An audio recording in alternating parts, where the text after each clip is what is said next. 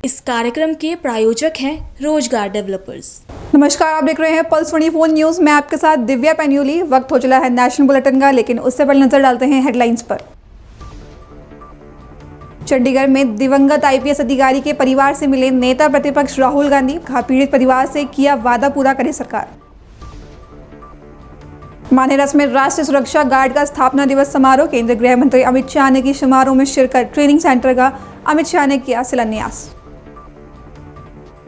छिंदवाड़ा में जहरीले cough syrup से हुई मासूम बच्चों की मौत पर सियासत। पूर्व मुख्यमंत्री कमलनाथ ने उठाए सवाल। प्रदेश सरकार पर साधा निशाना। छिंदवाड़ा में पूर्व सीएम कमलनाथ के बयान पर पलटवार। सांसद विवेक बंटी साहू ने पूर्व सीएम कमलनाथ पर साधा निशाना। कहा, कमलनाथ ने शेख जिल्लेवाही की तरह दरबार सजाकर किया मृतकों के परिजनों का अपमान। तुम दोनों की मेहनत बहुत रंग लाई है बेटा, घर बहुत सुंदर बना है। ये मेरे पापा का घर। पता है, देख तेरे पापा की नेम प्लेट अपने हाथों से लगाऊंगा। नेम प्लेट तो लग चुकी पापा।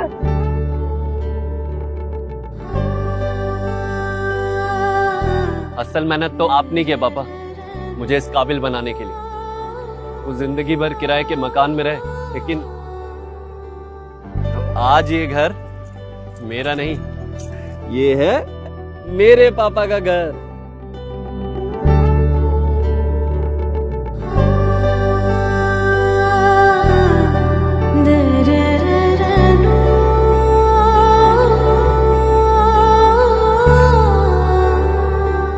उड़ान सपनों की, आंगन खुशियों का और साथ सकर्णी का।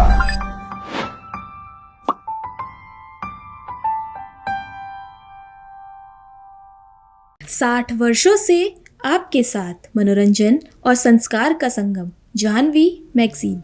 इस कार्यक्रम के प्रायोजक थे रोजगार डेवलपर्स। अब खबरें विस्तार से। हरियाणा के दिवंगत आईपीएस अधिकारी वाई पूरन कुमार के परिवार से नेता प्रतिपक्ष राहुल गांधी ने मुलाकात की। इसके बाद उन्होंने कहा कि इस अधिकारी का अपमान करने के लिए दूसरे अधिकारी काम कर रहे थे। ये सिर्फ एक परिवार का मामला नहीं है, देश में करोड़ों दलित हैं। उनको गलत संदेश जा रहा है कि आप कितने भी सफल क्यों ना हो, अगर आप दलित हो तो आपको दबाया जा सकता है। साथ ही उन्होंने कहा कि मेरा प्रधानमंत्री और हरियाणा के मुख्यमंत्री को संदेश है कि आपने इस परिवार को जो वादा किया है उसे पूरा करें। दलित कपल है और ये बिल्कुल क्लियर है कि 10-15 दिन से नहीं, 6-7 मतलब सालों से सिस्टमैटिक डिस्क्रिमिनेशन हो रहा है। इस अफसर को डिमोरलाइज करने के लिए, करियर डैमेज करने के लिए, रेप्यूटेशन डैमेज करने के लिए सिस्टमैटिकली दूसरे अफसर काम कर रहे थे। तो ये सिर्फ एक परिवार का मामला नहीं है, देश में करोड़ों दलित भाई बहन हैं, उनको गलत मैसेज जा रहा है। क्या मैसेज जा रहा है? कि आप कितने भी सक्सेसफुल हो, कितने भी इंटेलिजेंट हो, कितने भी कैपेबल हो, अगर आप दलित हो, आपको दबाया जा सकता है, आपको कुचला जा सकता है, आपको फेंका जा सकता है, और यह हमारे लिए एक्सेप्टेबल नहीं है।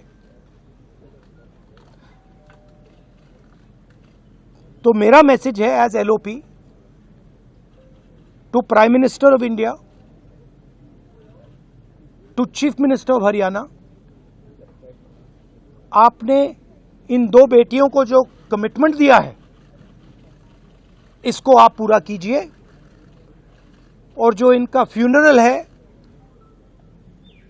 पापा का फ्यूनरल है, उसको होने दीजिए और ये तमाशा अब बंद करिए। तो ये क्लियर मैसेज मैं प्रधानमंत्री को देना चाहता हूं, हरियाणा के चीफ मिनिस्टर को देना चाहता हूं कि एक्शन लीजिए, ऑफिसर्स पे कार्रवाई कीजिए और इस परिवार पर जो प्रेशर है उसको हटाइए।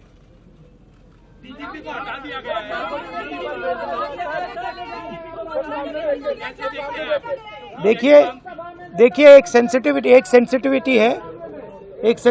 है। ये एक सर्विंग ऑफिसर है, तो ये एक सर्विंग ऑफिसर है। आप समझते हो, देश समझता है कि इन पे कैसे प्रेशर्स आ सकते हैं। कार्रवाई होनी चाहिए और इमीडिएटली इन अफसरों पर एक्शन होना चाहिए। एक्शन होना चाहिए। आप अरेस्ट कीजिए, आप अरेस्ट कीजिए। फॉल्सली ये केस लगाया गया है, आप अरेस्ट कीजिए, एक्शन शुरू कीजिए। Thank you. नहीं, देखिए परिवार सिंपल मैसेज दे रहा है और बिल्कुल सही है। वो कह रहे हैं हमें रिस्पेक्ट चाहिए। आपने हमारे पति को डिसरिस्पेक्ट किया, आपने उसके करियर को खत्म करने की कोशिश की, उन्होंने आत्महत्या की। मरने के बाद रिस्पेक्ट दीजिए, और अगर आप रिस्पेक्ट नहीं देंगे तो वो हमारे लिए एक्सेप्टेबल नहीं है, ये कहा है। और ये एक सेकंड बोलने दीजिए मुझे, और ये बिल्कुल सही है, 100% सही है। और ये सिर्फ एक परिवार की रिस्पेक्ट की बात नहीं है, हिंदुस्तान के हर दलित भाई बहन की रिस्पेक्ट की बात है। तो मैं फिर से कह रहा हूं, प्रधानमंत्री से कह रहा हूं, चीफ मिनिस्टर से कह रहा हूं, जल्दी से जल्दी आप कार्रवाई कीजिए। Thank you. गुरुग्राम के मानेरस में राष्ट्रीय सुरक्षा गार्ड के एक स्थापना दिवस कार्यक्रम में केंद्रीय गृह मंत्री अमित शाह ने शिरकत की। उन्होंने कहा कि सरकार एनएसजी में बड़ा बदलाव करने जा रही है, जिसके तहत अयोध्या में एनएसजी का नया सेंटर बनाया जाएगा। साथ ही कहा कि एनएसजी ने कई राष्ट्रीय संकटों से सफलतापूर्वक निपटा है और पूरे देश को एनएसजी पर गर्व है। तो वहीं अमित शाह ने अपने संबोधन में कहा कि एनएसजी के लिए देश को 6 जोन में बांटा जा रहा है और इसका हेडक्वार्टर मानेसर में ही रहेगा। इसका बदलाव का उद्देश्य देश भर की पुलिस को एक साथ जोड़ना है, ताकि किसी भी आपात स्थिति में तेजी से कार्रवाई की जा सके। मित्रों, आज स्पेशल ऑपरेशन ट्रेनिंग सेंटर का भी शिलान्यास हुआ। 141 करोड़ की लागत से 8 एकड़ भूमि में अत्याधुनिक ट्रेनिंग, आतंकवाद का सामना करने की, कमांडोज की, स्पेशल कमांडोज की यहां पर होगी। मैं आज देश भर की राज्य पुलिस को भी कहना चाहता हूं, ये जो एसओटीसी बना है वो केवल राष्ट्रीय सुरक्षा गार्ड के लिए नहीं है। ये एसओटीसी देश भर की पुलिस में जो आतंक विरोधी दस्ते बने हैं वो सभी को अत्याधुनिक तकनीक के साथ ट्रेन कर आतंकवाद के खिलाफ लड़ने के लिए सुसज्ज बनाएंगे। क्योंकि हम सब जानते हैं कि इतने विशाल देश में केवल केंद्र सरकार आतंकवाद का सामना नहीं कर सकती। देश की सभी राज्य सरकारें और राज्य पुलिस के विशेष दस्ते, एनएसजी और बाकी सभी सीएपीएफ के दस्तों के साथ मिलकर ही देश को सुरक्षित कर रहे हैं। इसलिए एसओटीसी आने वाले दिनों में देश की आतंकवाद विरोधी जो लड़ाई है उसको बहुत पैनी तरह से सुसज्जित करेंगे और इसके लिए हमेशा उनको तैयार भी रखेंगे।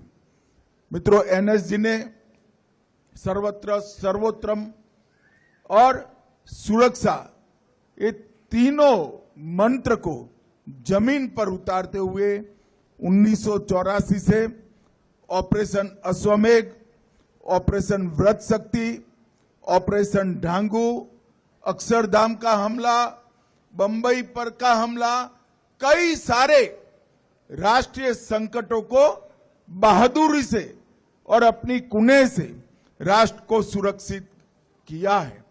और पूरा देश आज एनएसजी की बहादुरी, वीरता और समर्पण पर पूरा देश नाज करता है।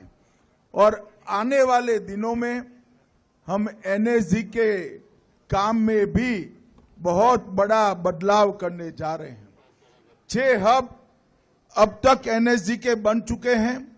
मुंबई, चेन्नई, कोलकाता, हैदराबाद, अहमदाबाद, जम्मू टास्क फोर्स और अब अयोध्या में भी बनने जा रहा है। ये 6 जगह पे एनएसजी के कमांडो 365 दिन 24 घंटा तैनात रहेंगे।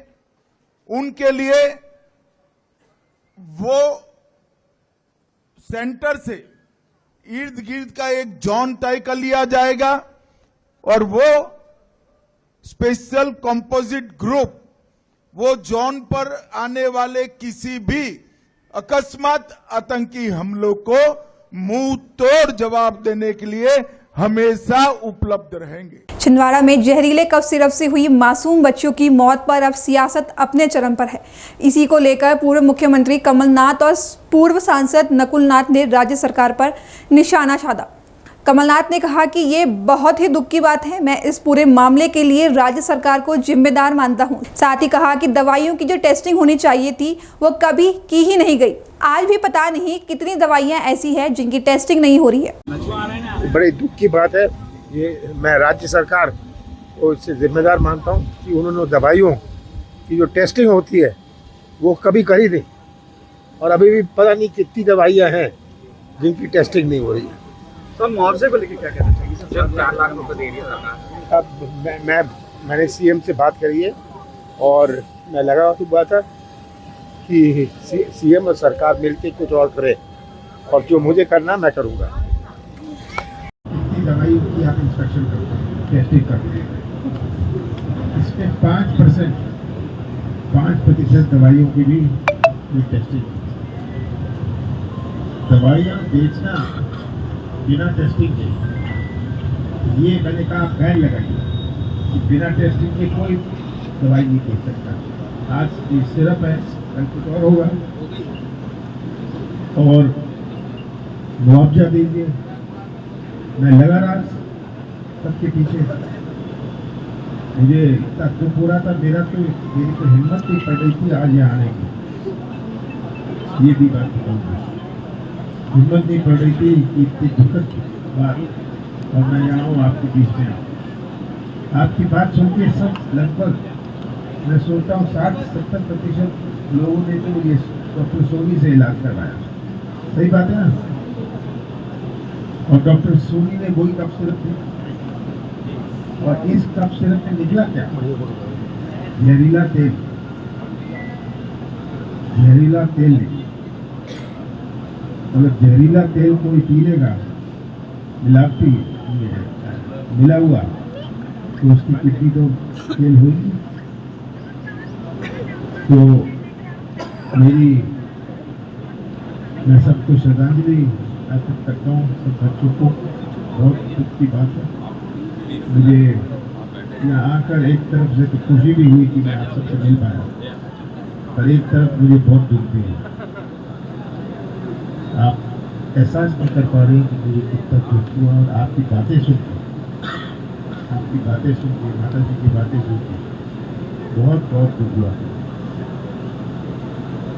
तो आप सबका बहुत बहुत धन्यवाद, आपने आए और मुझे मौका दिया आप सबको। छिंदवाड़ा जिले में जहरीले कफ सिरप से हुई मासूम बच्चों की मौत के बाद प्रदेश के पूर्व मुख्यमंत्री कमलनाथ ने अपने बेटे नकुल नाथ के साथ मृतक बच्चों के परिजनों से मुलाकात की और उनकी पीड़ा साझा की। इस दौरान कमलनाथ भावुक नजर आए। उन्होंने कहा कि उन्हें यहां आने की हिम्मत नहीं हो रही थी, लेकिन अब जब वे आए हैं और परिजनों की बातें सुनी तो थोड़ी तसल्ली हुई कि उनका दर्द साझा कर सके। मीडिया से बात करते हुए कमलनाथ ने इस पूरे मामले की जिम्मेदारी सीधे राज्य सरकार पर डाली। उन्होंने कहा कि प्रदेश में ऐसी दवाइयां धड़ल्ले से बिक रही है जिनकी टेस्टिंग ही नहीं हो रही है। उन्होंने आरोप लगाया कि टेस्टिंग प्रक्रिया में घोर लापरवाही बरती गई और इसका खामियाजा मासूम बच्चों को अपनी जान देकर चुकाना पड़ा। इनसे बात करता रहा कि आप क्या टेस्टिंग करते हैं और जब टेस्टिंग के बाद रिजल्ट आया तो उसमें जहरीला तेल, कफ सिरप में जहरीला तेल, ये हालत थी। कितने दवाइयाँ हैं जो जहरीला तेल जिसमें मिला हुआ है। 5% दवाइयों की भी टेस्टिंग नहीं हुई। अब ये दवाई तमिलनाडु से प्रदेश की कई जगहों में गई, वहाँ कितनों की मृत्यु हो गई, इसका कोई हिसाब नहीं। ये तो यहाँ इकट्ठी हुई इसलिए बात पकड़ी गई, पर दूसरे ज़िलों में किसी कोई बीमार हो गया, कोई डेथ हो गई, उन्हें कहा चला, उनको समझ नहीं आया किस लिए। ये पूरे प्रदेश में ये दवाई बिकी है, और मैं तो कहता हूँ बहुत सारे ऐसे लोग होंगे जिनको ये सिरप के कारण जिनकी मृत्यु हुई। ये मुझे तो बहुत दुख हुआ, यहाँ के हिम्मत नहीं पड़ रही थी कि मैं यहाँ आऊँ और इन सब से मिलूँ, पर एक तरफ से तसल्ली भी हुई, सबकी बात नहीं सुन पा रहे। आप बताइए। आपने राज्य सरकार को जिम्मेदार ठहराया पूरे घटनाक्रम? बिल्कुल, राज्य सरकार पूरी जिम्मेदार है, क्योंकि ऐसी दवाई जिसमें जहरीला तेल है, बिना टेस्टिंग के आप उसकी परमिशन देते हो बेचने की। कोई दवाई ऐसे तो बेच नहीं सकता, उसको परमिशन लगती है, उसने परमिशन ली, बेचो। की रिपोर्ट में खुलासा हुआ कि भारत सरकार का जो प्रतिबंधित दवाइयां हैं जो मध्य प्रदेश सरकार ने खरीदी है। मैं समझा नहीं। कैग की रिपोर्ट में कल खुलासा हुआ है बहुत सारी जो प्रतिबंधित दवाइयां हैं जो एमपी गवर्नमेंट ने खरीदी है। ऐसी बहुत सारी हो, मैं तो कह रहा हूँ 5% से ज़्यादा टेस्टिंग नहीं होती, और ये दवाई कहाँ कहाँ बिकी है पूरे देश भर में। ये केवल परासिया में तो नहीं बिकी, देश भर में बिकी है।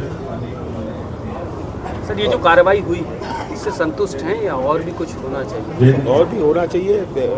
एक तो गिरफ्तार कर ही लिया, तो कड़ी से कड़ी सज़ा देनी चाहिए, और सरकार, राज्य सरकार को इस पे कार्रवाई करनी चाहिए कि जो भी बिना टेस्टिंग की दवाइयाँ हैं उनको ना बेच पाएँ। आपने मुआवजे की बात कही थी कि 50-50 लाख रुपए मिलना चाहिए, इस पर आपका क्या कहना है? मैं तो अभी भी कहता हूँ मिलना चाहिए। तो मुआवजा तो कम होगा, सरकार को मैं लगा रहा हूँ, मैं सीएम से और भी बात करूँगा कि मुआवजा दें। कमलनाथ जी, इतनी बड़ी त्रासदी एक तरह से बच्चों की हुई छिंदवाड़ा में, पर्सनली आप कैसा फील करते, कैसा इस घटना को लेते हैं आप? मैं लेता हूँ, बहुत बड़ी ट्रेजेडी है ये घर बैठे बैठाए बच्चों की मौत हो गई, बहुत बड़ी ट्रेजेडी। सर, अभी भी जाँच जो है बड़ी कठोर जाँच चल रही है, ऐसी तो बहुत सारी दवाइयाँ होंगी जो बांटी सरकार खुद बांट रही है या मार्केट में। बिल्कुल, बहुत, मैं कह रहा हूँ देश भर में ये दवाई गई है तमिलनाडु से, खाली छिंदवाड़ा थोड़ी ना आई। तो इसके अलावा भी और दवाइयाँ होंगी जो बहुत सारी होंगी, क्या पर पता नहीं चलता क्या कारण है मृत्यु का। सब सोचते हैं बीमार हो गए, मृत्यु हो गई। सर, जो मेडिकल कॉलेज बना हुआ है उसमें से रेफर हो रहे हैं बच्चे, सुविधाएं नहीं है, वो ये रहा है कि रेफर करना पड़ रही है अभी वर्तमान। ये हालत है इस सरकार की कि इतना बढ़िया मेडिकल कॉलेज मैंने बनवाया, पर उसके सब पैसे रोक दिए, सब ग्रांट रोक दिया, और आज मेडिकल कॉलेज जो होना चाहिए ये तो डिस्ट्रिक्ट अस्पताल से भी कम है। साहब, अभी भी बच्चे एडमिट हैं नागपुर में बहुत सारे, और एडमिनिस्ट्रेशन लेवल पे कोई इन्फॉर्मेशन जो है वो उपलब्ध नहीं कराई जाती आज। देखिए, एक तो मैं कहता हूँ ये कलेक्टर की, पुराने कलेक्टर की गलती थी, उसको फ़ौरन इसमें जब पहली डेथ हुई, दूसरी डेथ हुई, अभी पहली डेथ जिसकी हुई उसने बताया जांच करवाते, कोई कार्रवाई नहीं करी। सर, विवेक जो यहाँ के सांसद विवेक साहू वो आप पे आरोप लगा रहे हैं कि आप पूरी त्रासदी खत्म होने के बाद यहाँ पहुँचे। पूरी त्रासदी हो गई, बच्चे खत्म हो गए, उसके बाद पहुँचे, इसके पहले क्यों नहीं? उनका आरोप है। मैंने जीतू पटवारी को भेजा, उमंग सरकार को भेजा, मैं भीड़ नहीं करना चाहता था, उनके साथ आ जाओ, वो भी मेरे साथ आने को तैयार थे, आज भी आने को तैयार थे, कह रहे थे हम आएंगे।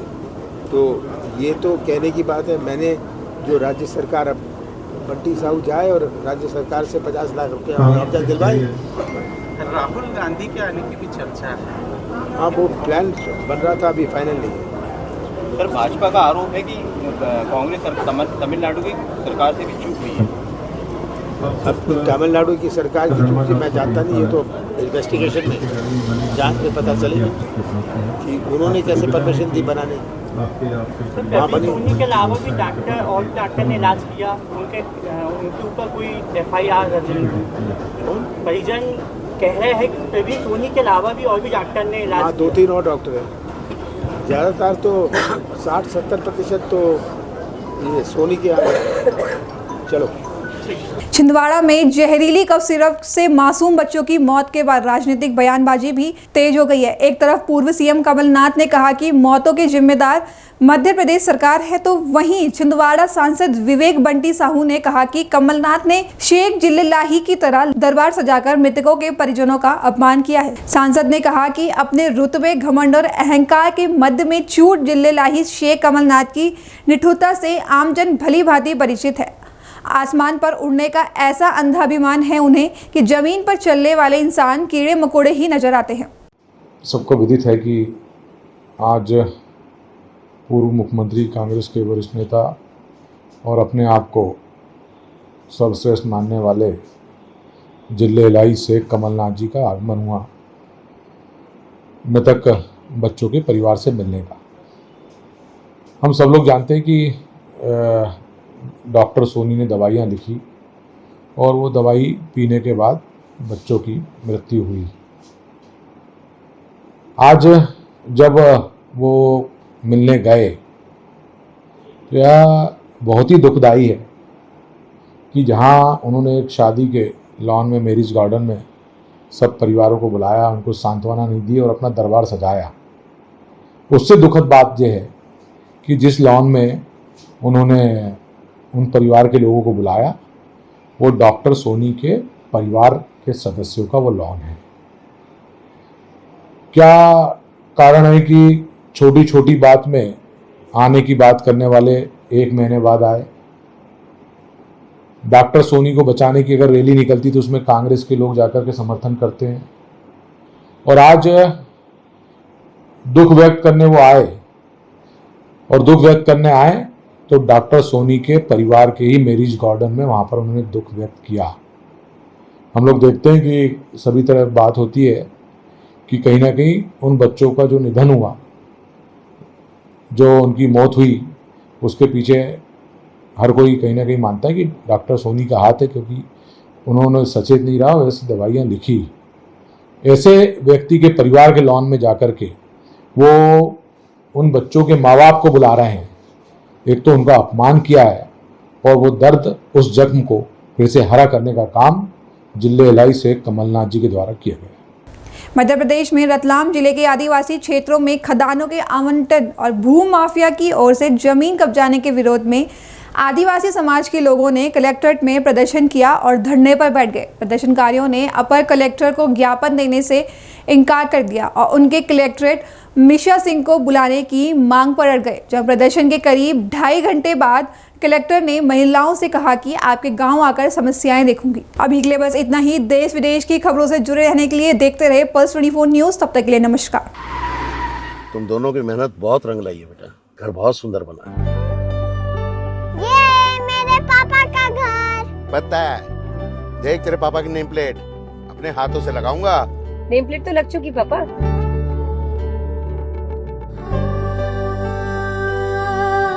असल मेहनत तो आपने की है पापा, मुझे इस काबिल बनाने के लिए। वो जिंदगी भर किराए के मकान में रहे, लेकिन आज ये घर मेरा नहीं, ये है मेरे पापा का घर।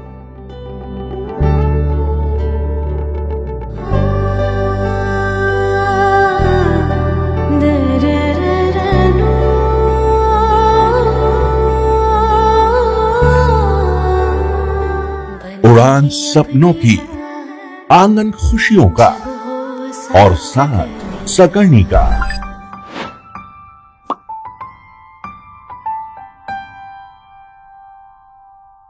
60 वर्षों से आपके साथ मनोरंजन और संस्कार का संगम, जानवी मैगजीन। इस कार्यक्रम के प्रायोजक थे रोजगार डेवलपर्स।